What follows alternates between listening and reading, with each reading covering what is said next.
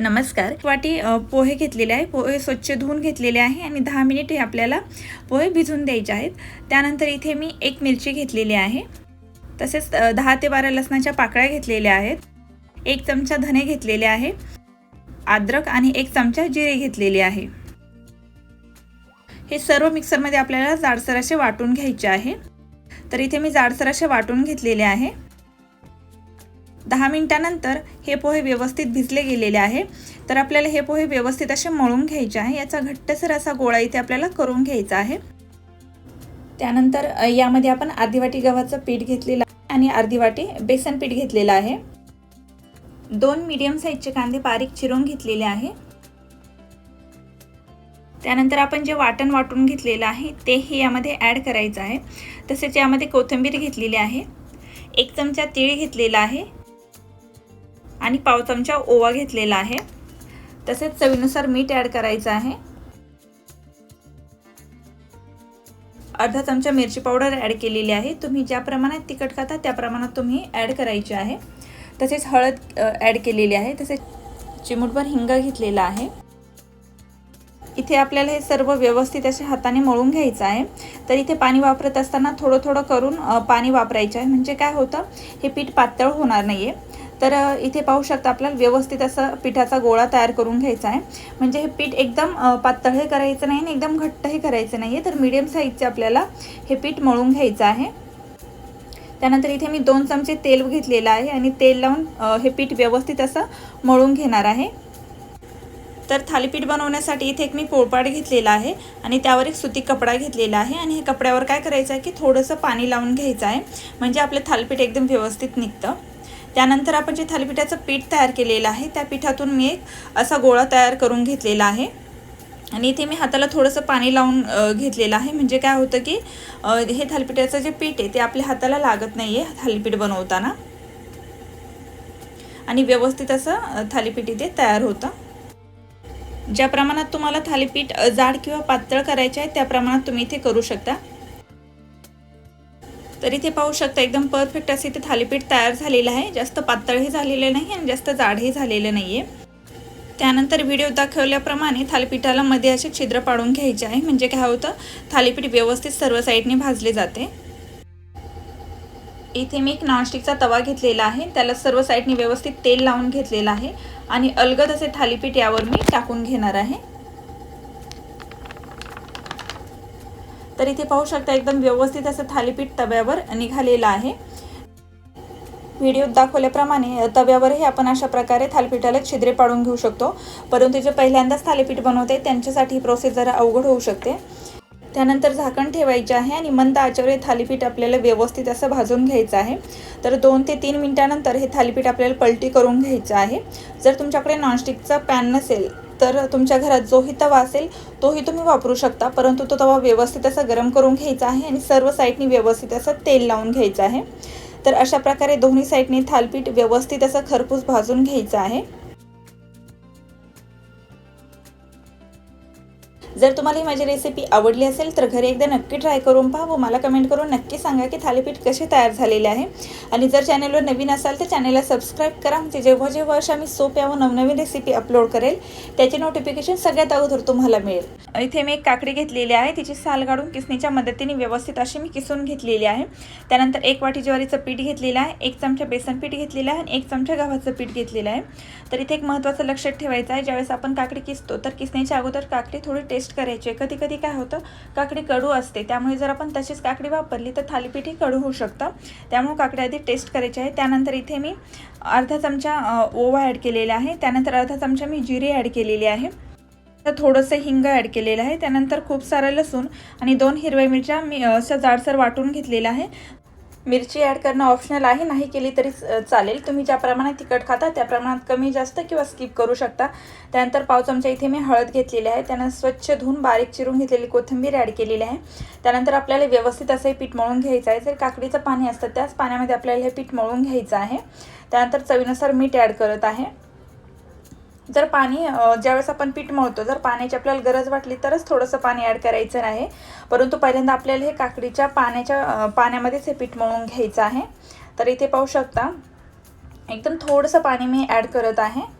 आणि इथे आपल्याला पिठाचा एकदम घट्टसर असा गोळा, तर इथे घट्टसर असा गोळा तयार करायचा नाही आहे, तर थालीपीठ तयार करता येईल अशा प्रकारे पातळ पीठ बनवायचे आहे. आणि जरी घट्टसर झाले तरी काही हरकत नाही आहे. आपण थालीपीठ बनवताना हाताला थोडं पाणी घ्यायचं आहे आणि थालीपीठ बनवायचं आहे.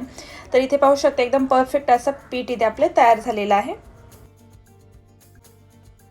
इथे मी पोळपाट घेतलेला आहे, त्यावर एक सुती कपडा ओला करून घेतलेला आहे, हाताला थोडंसं पाणी लावून घेतलेलं आहे. आणि आपण जे थालीपीठ तयार करण्यासाठी पीठ तयार करून घेतलं होतं त्यातून एक अशा प्रकारे मी गोळा घेतलेला आहे आणि व्यवस्थित असं थालीपीठ इथे तयार करून घेत आहे. ज्या प्रमाणात आपल्याला थालीपीठ पाहिजे त्याप्रमाणे तिथे थालीपीठ बनवून घ्यायचं आहे. तर थालीपीठ हे चपाती आणि भाकरीपेक्षा थोडंसं जाड असतं, तर इथे मध्यम आकाराचं थालीपीठ मी बनवून घेत आहे. तर व्हिडिओत दाखवल्याप्रमाणे आपल्याला थालीपीठाला व्यवस्थित असे छिद्र पाडून घ्यायचे, म्हणजे काय होतं आपण ज्यावेळेस थालीपीठ भाजतो त्यावेळेस एकसारखं सर्व साईडनी भाजलं जातं. त्यानंतर इथे मी एक नॉनस्टिकचा पॅन घेतलेला आहे, पॅन व्यवस्थित असा गरम करून घेतलेला आहे आणि त्याला सर्व साईडनी तेल लावून घेतलेलं आहे. आणि व्हिडिओत दाखवल्याप्रमाणे आपल्याला तव्यावर हे थालीपीठ ॲड करायचं आहे. आणि आपण सुती कपडा वापरल्यामुळे थालीपीठ तव्याला बिलकुल पण चिटकत नाही आहे.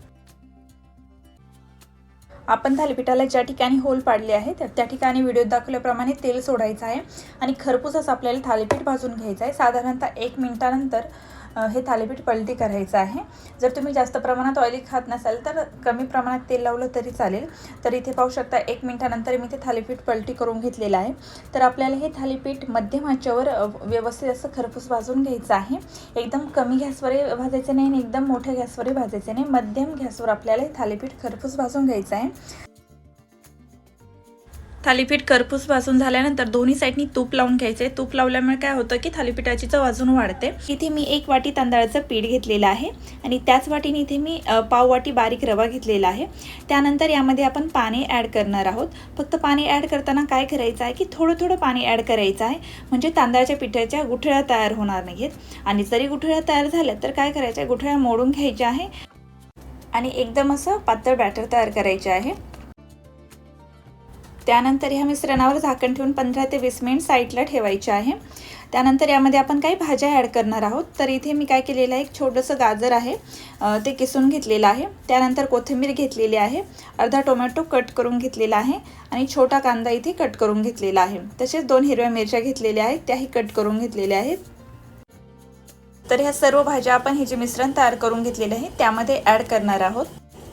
भाज्या टाकल्यानंतर जर हे मिश्रण घट्ट वाटले तर थोडंसं पाणी ॲड करायचं आहे आणि पातळ असं बॅटर तयार करून घ्यायचं आहे. त्यानंतर यामध्ये मी मिरची पावडर ॲड केलेली आहे, ऑप्शनल आहे, नाही ॲड केली तरी चालेल.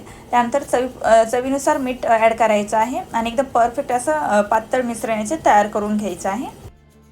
तर इथे मी एक नॉनस्टिकचा पॅन घेतलेला आहे, तो व्यवस्थित असा गरम करून घ्यायचा आहे आणि सर्व साईडनी तेल लावून घ्यायचं आहे. आणि मला इथे असं वाटतं की चमच्याने हे मिश्रण ओतण्यापेक्षा व्हिडिओत दाखवल्याप्रमाणे जर फुलपात्राने मिश्रण ओतले तर काय होतं की एकदम परफेक्ट असं इथे डोसा तयार होतो.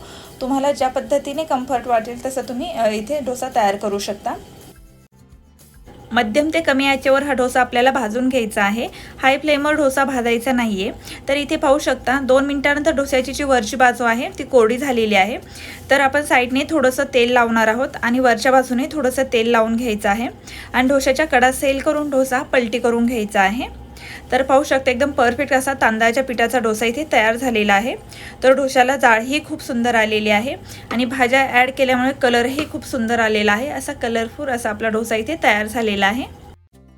तर अशा प्रकारे इथे सर्व डोसे इथे मी तयार करून घेणार आहे. इथे फक्त 2 महत्त्वाच्या टिप आहेत, ते म्हणजे आपण जे बॅटर तयार करणार आहोत ते व्हिडिओत दाखवल्याप्रमाणे पातळ करून घ्यायचे आहे आणि आपण जो तवा वापरणार आहोत तो व्यवस्थित असा गरम करून घ्यायचा आहे. सर्व साईडनी तेल लावून घ्यायचं आहे, म्हणजे आपला डोसा एकदम परफेक्ट तयार होतो. तर इथे तुम्ही तुमच्या आवडीप्रमाणे भाज्या ॲड करू शकता किंवा भाज्यांचे प्रमाण कमी जास्त करू शकता. ह्या टिप्स वापरून जर तुम्ही डोसा तयार केला तर तुमचाही डोसा एकदम जाळीदार व परफेक्ट असा डोसा तयार होईल. जर तुम्हाला ही माझी रेसिपी आवडली असेल तर एकदा घरी नक्की ट्राय करून पहा, मला कमेंट करून नक्की सांगा की डोसा कसा तयार झालेला. इथे मी एका बाउलमध्ये तर हा डोसा बनवण्यासाठी इथे मी मिक्सरच्या भांड्यामध्ये 1 वाटी बारीक रवा घेतलेला आहे. घरातील कोणती 1 वाटी घ्यायची, ती सेट करायची आणि सर्व जिन्नस आपल्याला त्या वाटीने इथे मोजून घ्यायचे आहे. जाड किंवा बारीक कोणताही रवा इथे तुम्ही घेऊ शकता. त्यानंतर त्याच वाटीने आपल्याला काय करायचं आहे, अर्धी वाटी दही घ्यायचं आहे. दही इथे सर्वात महत्त्वाची टिप आहे की दही आपल्याला आंबटच घ्यायचे आहे. त्यानंतर इथे मी 2 चमचे तांदळाचं पीठ घेतलेलं आहे. इथे तुम्ही ज्वारीचं पीठ, गव्हाचं पीठ कोणतंही पीठ वापरू शकता. त्यानंतर ज्या वाटीने आपण दही घेतलेलं आहे त्याच वाटीने आपल्याला इथे 1 वाटी पाणी घ्यायचं आहे। तर इथे मी छोटं मिक्सरचं भांडं वापरलेलं आहे, त्यामुळे मी 2 बॅचेसमध्ये ह्या मिश्रणाची फाईन अशी पेस्ट करून घेणार आहे। जर तुम्ही मोठं मिक्सरचं भांडं वापरलं तर तुमचं एकाच बॅचमध्ये ह्या मिश्रणाची फाईन अशी पेस्ट तयार होईल। तरी मी ते 2 बॅचेसमध्ये याची फाईन अशी पेस्ट करून घेतलेली आहे। तर 10 ते 15 मिनिट आपल्याला हे मिश्रण व्यवस्थित असं भिजून द्यायचं आहे। सपोज नाही भिजून दिलं, लगेच इन्स्टंट गेलं तरीही डोसे व्यवस्थित असे तयार होतात। तर इथे मी 2 ते 3 चमचे पाणी ॲड केलेलं आहे आणि व्हिडिओत दाखवल्याप्रमाणे कन्सिस्टन्सी तयार करून घ्यायची आहे। खूप जास्त पातळही नसावी आणि खूप जास्त घट्टही कन्सिस्टन्सी नसावी। त्यानंतर इथे मी पाव चमचा खाण्याचा सोडा वापरलेला आहे। तुम्हाला खाण्याचा सोडा नसेल वापरायचा तर येनो पावडरही इथे अर्धा चमचा तुम्ही वापरू शकता। जर तुम्हाला सोडा वापरायचा नसेल तरी तसे डोसे केले तरीही चालतील, पण सोडा वापरल्यामुळे काय होतं की छान अशी जाळी येते आणि आपला जो डोसा तयार होणार आहे तो एकदम एकसारखा असा हलका फुलका तयार होणार आहे आणि एकाच डायरेक्शन हे चांगलं फेटून घ्यायचं आहे आपल्याला मिश्रण। तसंच या बॅटरमध्ये चवीनुसार मीठ ॲड करायचं आहे।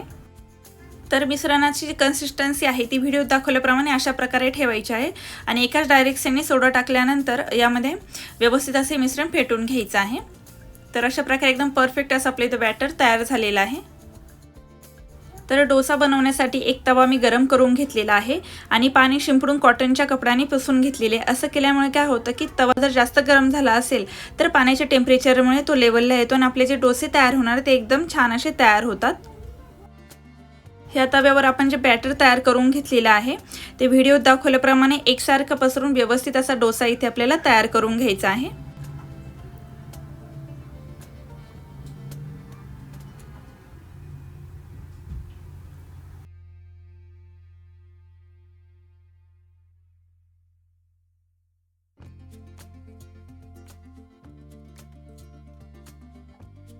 असा डोसा एकदा तव्यावर घातल्यानंतर गॅसची जी फ्लेम आहे ती आपल्याला मध्यम ठेवायची आहे आणि 3 ते 4 मिनिट डोसा आपल्याला व्यवस्थित असा भाजून घ्यायचा आहे।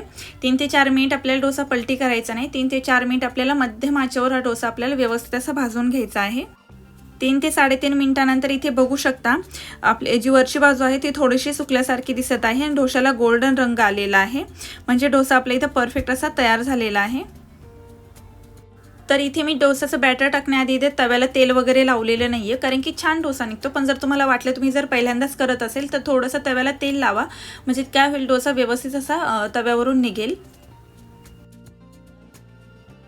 तर इथे पाहू शकता एकदम परफेक्ट असा डोसा तयार झालेला आहे, म्हणजे आपण डाळ तांदूळ भिजवून जसा डोसा तयार करतो ना, माझ्या मते त्यापेक्षाही खूप सुंदर असा इथे डोसा तयार झालेला आहे। जर तुम्हाला अजून डोसा कुरकुरीत हवा असेल तर अजून 1 ते 2 मिनिट आपल्याला मंद आचेवर हा डोसा भाजून घ्यायचा आहे आणि मग यापेक्षा अजून कुरकुरीत हा डोसा तयार होणार आहे। तर इथे डोसा भाजून झाल्यानंतर यावर तुम्ही बटर किंवा तूपही लावू शकता, त्यामुळे डोस्याला अजून छान चव येते। इथे मी लावलेलं नाहीये पण तुम्ही लावू शकता। तर सेम पद्धतीने इथे मी सर्व डोसे तयार करून घेणार आहे। तर या डोस्यामध्ये तुम्ही बटाट्याची भाजी घालून इथे तुम्ही मसाला डोसा म्हणूनही खाऊ शकता किंवा चटणी बरोबरही खाऊ शकता। जर तुम्ही पहिल्यांदा डोसा बनवत असाल पण मी सांगितलेल्या पद्धतीने बनवला, म्हणजे मी सांगितलेले प्रमाण जर तुम्ही ॲक्युरेट घेतलं तर तुमचा डोसा एकदम परफेक्ट असा तयार होईल। ते सर्वात महत्त्वाची टिप आहे की प्रमाण व्यवस्थित घ्यायचं आणि दही हे आंबटच दही घ्यायचं आहे। जर तुम्हाला ही माझी रेसिपी आवडली असेल तर घरी एकदा नक्की ट्राय करून पहा, मला कमेंट करून नक्की सांगा की डोसे कसे तयार झालेले आहेत। आणि जर तुम्ही चॅनलवर नवीन असाल आणि चॅनलला जर अजून सबस्क्राईब केलं नसेल तर सबस्क्राईब करा, म्हणजे काय होईल जेव्हा जेव्हा मी अशा सोप्या रेसिपी अपलोड करेल त्याचे नोटिफिकेशन सगळ्यात अगोदर तुम्हाला मिळेल। मध्ये 1 वाटी गव्हाचं पीठ घेतलेलं आहे, त्यानंतर 1 छोटा टोमॅटो आणि कांदा बारीक कट करून यामध्ये ॲड केलेला आहे। त्यानंतर स्वच्छ धुवून बारीक चिरून घेतलेली कोथिंबीर ॲड केलेली आहे, तसेच पाव चमचा हळद आणि पाव चमचा मिरची पावडर ॲड केलेली आहे,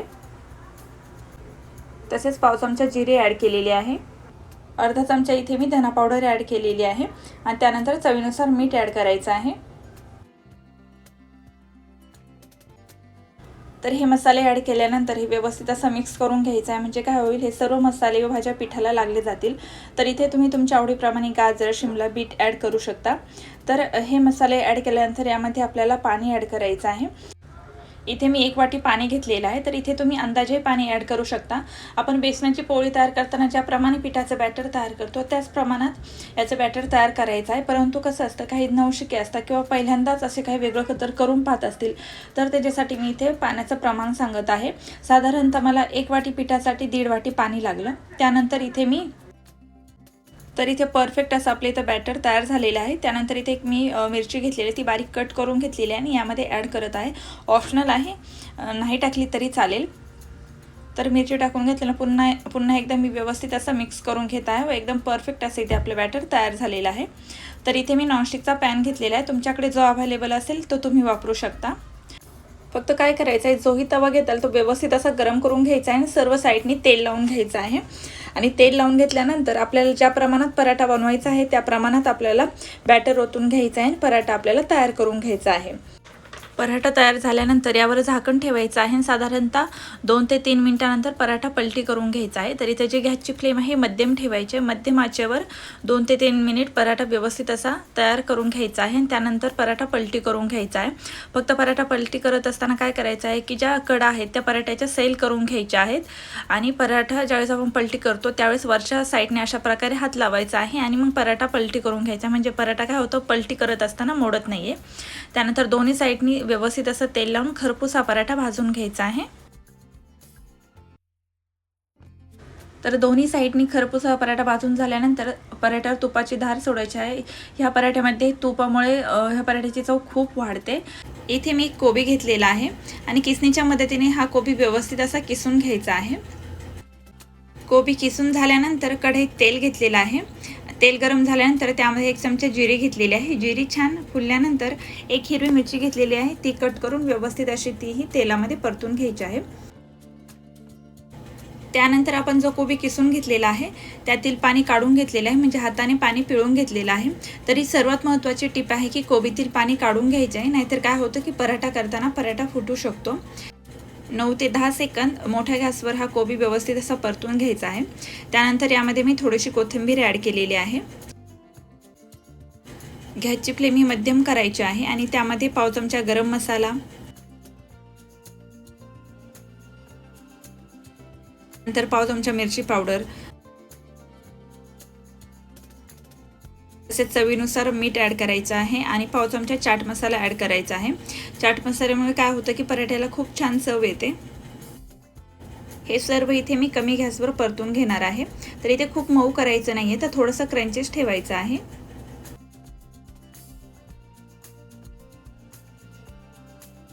इथे आपण पराठ्यासाठी पीठ तयार करून घेणार आहे। तर त्यासाठी इथे मी गव्हाचं पीठ घेतलेलं आहे, त्यामध्ये मीठ ॲड केलेलं आहे आणि व्यवस्थित असं आपल्याला हे पीठ मळून घ्यायचं आहे। जेवढं आपण पीठ चांगलं मळू तेवढे हे पराठे चांगले होतात। तर पीठ हे खूप घट्ट मळायचं नाही व खूप पातळ करायचं नाहीये, तर मऊसूत असं इथे पीठ तयार करून घ्यायचं आहे आणि पीठ मळल्यानंतर 10 ते 15 मिनिट मुरण्यासाठी ठेवायचं आहे। 10 ते 15 मिनिटानंतर मळलेल्या पिठातून एक गोळा घ्यायचा आहे आणि त्याची पारी करून लाटून घ्यायची आहे आणि आपण जे काही कोबीचं मिश्रण तयार केलेलं आहे ते यावर ठेवून कडा दुमडून घेणार आहोत आणि वरतीचे पीठ येणार आहे ते काढून घेणार आहोत आणि पिठाचा एक असा गोळा तयार करून घेणार आहोत। पराठा तयार करताना एक महत्त्वाची टिप लक्षात ठेवायची आहे की होईल तेवढं हा पराठा आपल्याला हाताने दाबून घ्यायचा आहे, म्हणजे काय होतं की आपण जो काही कोबी यामध्ये भरलेला आहे तो व्यवस्थित कडापर्यंत जातो आणि त्यामुळे पराठा खूप छान तयार होतो। त्यामुळे होईल तेवढा हा पराठा अशा पद्धतीने तयार करून घ्यायचा आहे।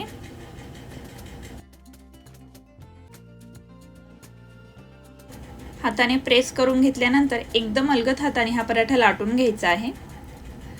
तर इथे मी पॅन घेतलेला आहे, पॅन गरम झाल्यानंतर सर्व साईडनी तेल लावून घेतलेला आहे आणि आता हा पराठा आपण भाजून घेणार आहोत। तर हा पराठा कमी ते मध्यम आचेवर हा पराठा आपल्याला भाजून घ्यायचा आहे। इथे तुम्ही तेलही वापरू शकता किंवा तूपही वापरू शकता।